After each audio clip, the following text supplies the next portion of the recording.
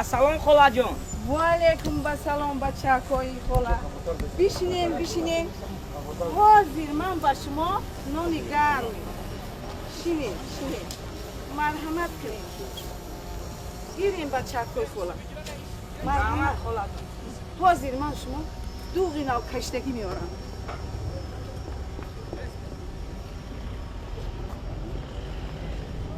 Giring. Rahmat xolajon. نوشی جانتون بچه های خولا خolajon به ملال باشد باز یک کاسه دیگر.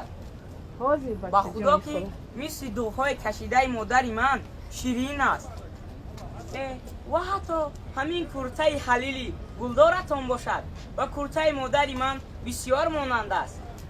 همین طور است بچه جان خولا مادر همیشه به چشم فرزند زیبا و یگانه می نماید کاش محبت مادران و فرزندان کم نگردد اکنون بگویید از کجا آمدید و کجا روانید خolajon در قشلاقی بالا پخته میچیندیم. از خودی دنغره ایم. یک ماه شد. راستی پدر و مادر را یاد کردیم. معلمان را با یک عذاب راضی کننده جواب گرفتیم. آنها را خبر گرفته پگاهی باز میگردیم خolajon.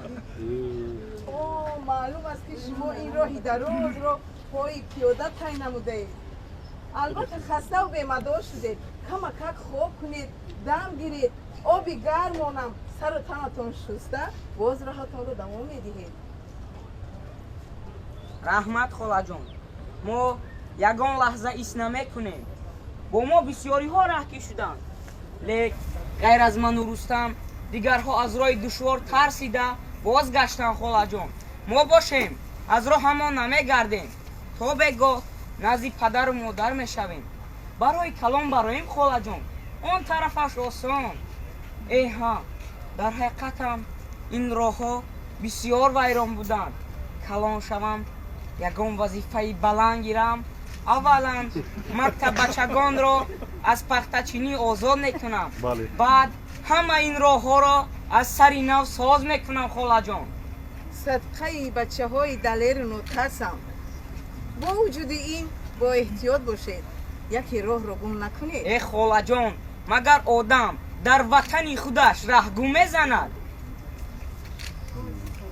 بچه های عزیز من بچه من ظفرجان در عسکری است او در شرق دور خدمت میکند هر گاهی نانپزی با نیت یک نان نصیبه ظفرجان را من خیر میکنم رحمت خolajon.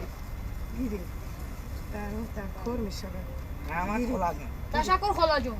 ما اینکی شما را هیچگاه فراموش نمیکنیم.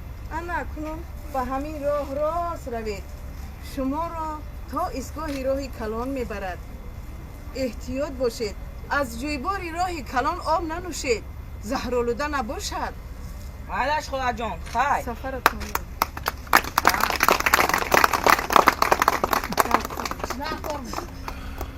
خدا عمر این بچه ها را دراز کند و بزرگ شوند به همین وطن خود خدمت کنند انشالله راه اینها روشن است سلامت باشید. گفته بودم که آینده اشان درخشان است سلامت باشید.